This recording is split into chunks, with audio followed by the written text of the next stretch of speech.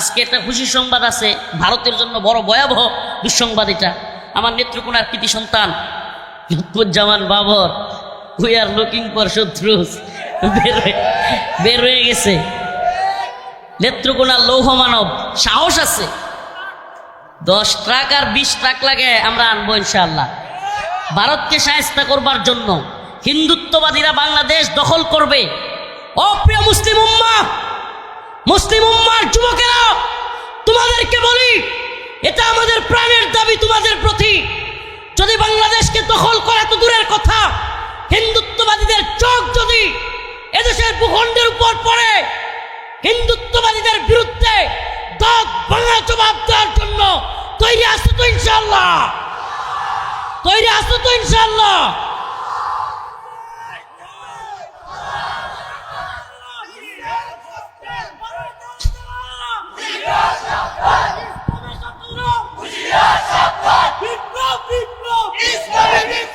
আল্লাহ রাসূলের একটা হাদিস বলে শেষ করছি।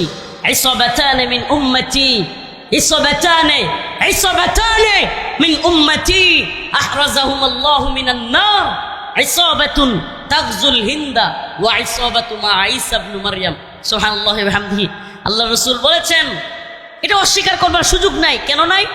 কারণ এমন এক ব্যক্তি বলেছেন যার 2 ঠোঁটের মাঝখান দিয়া জীবনে কোনোদিন মিথ্যা বের হয় না। সুবহানাল্লাহ।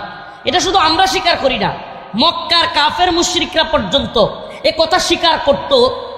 আমাদের রসুলকে তারা পাগল বলতো, জাদুকর বলতো, গণক বলতো, কিন্তু কোনোদিন মক্কার কাফেররাও মিথ্যাবাদী বলে নাই। আমার সেই রসুল বলেছেন, ইসাবাতানে মিন উম্মতি আখরাজাহুমুল্লাহু মিনান নার, ইসাবাতুন তাগজুল হিন্দা ওয়া ইসাবাতু মা ঈসা ইবনে মারইয়াম। আমার উম্মতের 2টা দলের সাথে যুদ্ধ হবে, আর এই 2টা দল আমি তাদেরকে জাহান্নাম থেকে মুক্তি ঘোষণা দিলাম।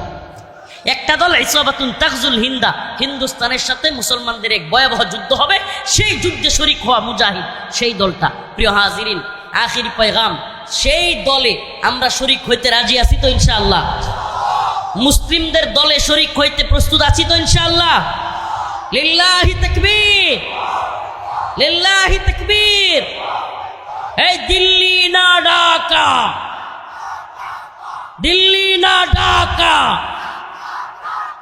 আপোষ না সংগ্রাম, দালালি না রাজপথ, গোলামি না আজাদি, গোলামি না আজাদি। নাসরুম মিনাল্লাহ ওয়া ফাতহুন করিব। আখিরি পয়গাম, আমাদের এই বিপ্লব আসলো, 70 থেকে 80 জন মাদ্রাসার ছাত্র জীবন দিল, কত তালিবুল ইলম জীবন দিল। যেহেতু ভাই পাশে, এই কথাটা শুধু বলে শেষ করি। আমরা এখন দেখতেছি প্রথম আলো সহ হিন্দুত্ববাদীদের দালাল কিছু মিডিয়া, আলেমদের, ছাত্রদের, মাদ্রাসার ইসলামপন্থীদের এই যে এত বড় ত্যাগ, এটাকে অস্বীকার করতেছে এরা।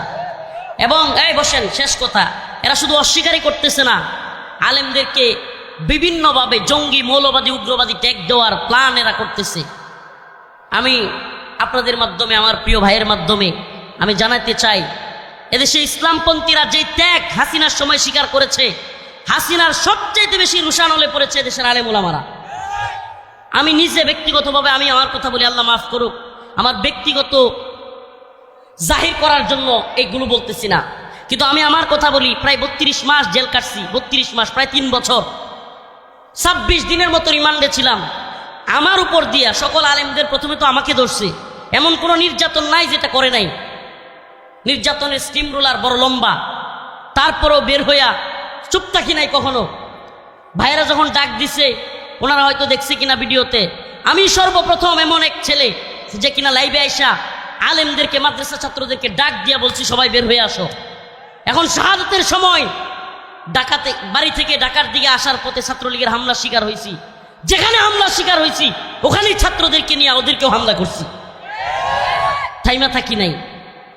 আমাদের ক্ষমতার দরকার নেই, আমাদেরকে অমুক পদ দেন, তমুক পদ দেন, এটা আমাদের চাওয়াও না। কিন্তু দেখতেছি রাষ্ট্রের নতুন করে, রাষ্ট্রের গুরুত্বপূর্ণ স্থানে আবার গাদ্দাররা ঢুকে যাচ্ছে। এটা দেখতেছি গাদ্দাররা আবারও গাদ্দারি করতেছে। আমাদের পদের দরকার নাই, আমরা পদ, এই তন্ত্রমন্ত্রের পদ চাই না। কিন্তু যদি ক্ষমতা লোভী হইয়া আবারও কেউ ভারতের গোলামি কিংবা আমেরিকার গোলামি করবার চিন্তা করে, গোলামদেরকে লাঠি দিয়ে নামাইতে পারি আমরা। আব্দুল হামিদ খান বাসানি উনি বলেছিলেন, পিন্ডি ছেড়েছি দিল্লির গোলামির জন্য না। আমরা তো বলি পিন্ডি ছেড়েছি, দিল্লি ছেড়েছি, ওয়াশিংটনের গোলামির জন্য না। আমরা আল্লাহর গোলামিতে বিশ্বাসী। নতুন করে কেউ আমাদের সাথে গাদ্দারি করবে, মুনাফিকি করবে, এদেশে ইসলামপন্থীদের অবদানকে অস্বীকার করবে, আমরা চুপ থাকবো না, আমরা চুপ থাকবো না। অতএব আপনাদের প্রতি আমাদের বিনীত অনুরোধ থাকবে, এদেশে ইসলামপন্থীরা আপনাদেরকে ভালোবাসে। বলেন না, বন্যায়, দুর্যোগে, দুর্বিপাকে সবার আগে কারা আপনাদের পাশে দাঁড়ায়? সত্যি বলবেন। এ আলেমরা পাশে দাঁড়ায়। সারা দেশে আলেমরা মানুষের ঘরে ঘরে ত্রাণ, ঘরে ঘরে টাকা পয়সা পৌঁছায় দেয়। খায়া না খায়া এই কাজগুলো করে যায় আলেমরা।